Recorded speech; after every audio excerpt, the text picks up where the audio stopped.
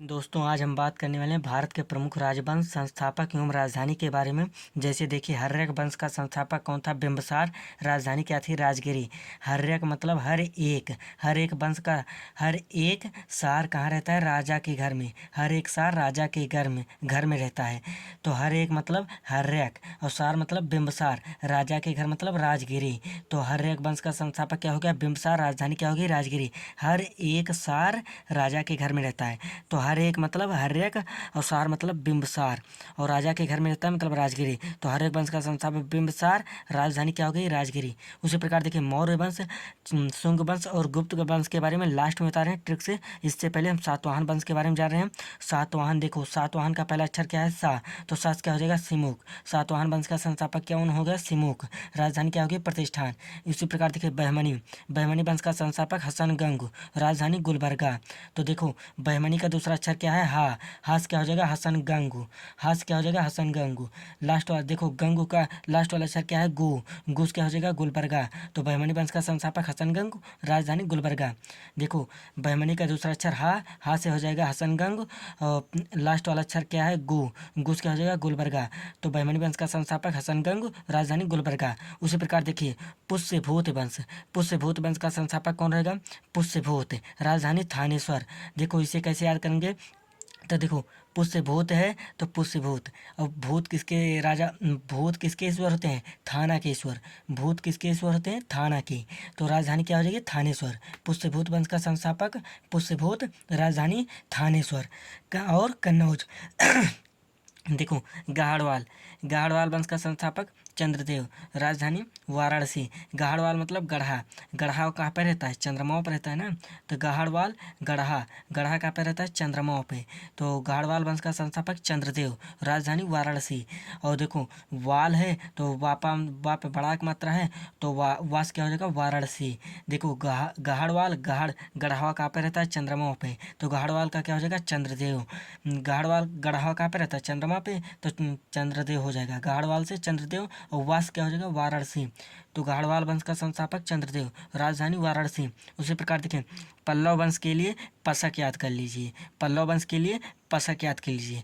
पास क्या हो जाएगा? पल्लव वंश। सा से हो जाएगा सिंह विष्णु। का से हो जाएगा काची। पल्लव वंश सिंह विष्णु काची। उसी प्रकार चोल वंश के लिए चोबित याद कर लीजिए। चोल वंश के लिए चोबित। चूस क्या हो जाएगा? चोल वंश। बी से हो जाएगा विजयालय और तन से क्या हो जाएगा? तंजौर।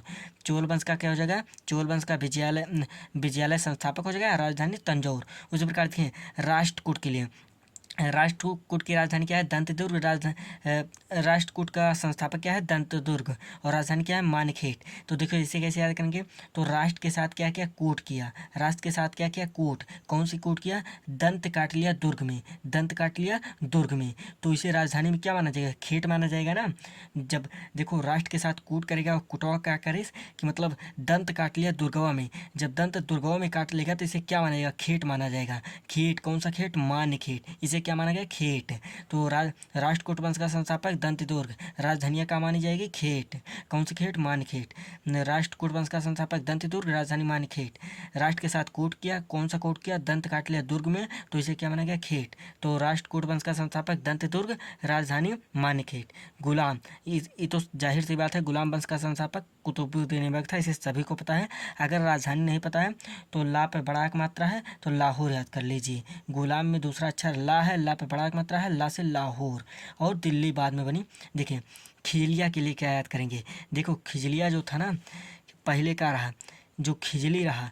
खिजली वंश का संस्थापक जलालुद्दीन खिजली। खिजली वंश का संस्थापक कौन था? जलालुद्दीन खिजली।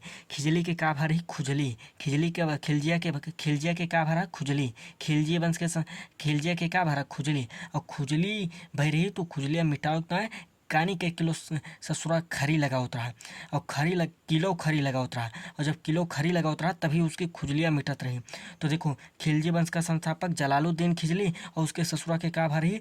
खुजली भरी और खुजलियाँ मिटाओ तक किलो खरी लगा उतरा। तो खिलजी वंश का संस्थापक जलालुद्दीन खिजली और खुजलियाँ भई रही का लगा उतरा मिटाने के लिए? किलो खरी। तो क्या होगा? खरी। कौन सी खरी? किलो खरी। तो खिलजी वंश का संस्थापक जलालुद्दीन खिजली। उसके बाद राजधानियाँ क्या हो जाएगी? किलो खरी। तुगलक, तुगलक वंश का संस्थापक गयासुद्दीन तुगलक।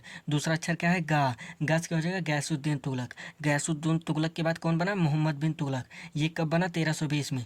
5 साल बाद मोहम्मद बिन तुगलक वह बना, वहाँ के संस्थापक। और राजधानियाँ कहाँ रही? राजधानियाँ दिल्ली आ रही। देखिए राजधानियाँ कहाँ रही? दिल्लिया। तुगलक वंश का दूसरा अक्षर गा, गा से हो जाएगा गयासुद्दीन तुगलक, राजधानी दिल्ली। दूसर की बार कौन बना? एक जब ये 9-2-11 हो गया तो इनके बाद क्या बना? मोहम्मद बिन तुगलक हुआ। ये 1320 में, वो 1325 में गद्दी अब बैठी। देखो मौर्य वंश, मौर्य वंश और शुंग वंश और गुप्त वंश। मौर्य शुंग गुप्त, इनके लिए क्या याद कर लें? सुगम। देखो सुस क्या हो जाएगा? शुंग, गुस क्या हो जाएगा? गस क्या हो जाएगा? गुप्त, और मस क्या हो जाएगा? मौर्य। सुगम, क्या याद कर ले? सुगम। देखो सुगम यहाँ पर लिखा है ना, सुगम। सु से शुंग, गा से गुप्त, मा से मौर्य। सुगम की राजधानी क्या थी? पाटलिपुत्र। सुगम की राजधानी क्या थी? पाटलिपुत्र। सुगम की राजधानी क्या थी? पाटलिपुत्र। मतलब शुंग वंश, गुप्त वंश और मौर्य वंश। शुंग वंश,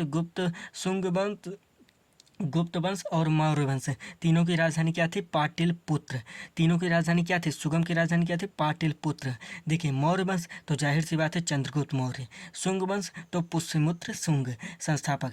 गुप्त का वंश का संस्थापक श्री गुप्त। अब देखिए चंद्रगुप्त मौर्य के बाद कौन आया? बिंदुसार। बिंदुसार के बाद कौन आया?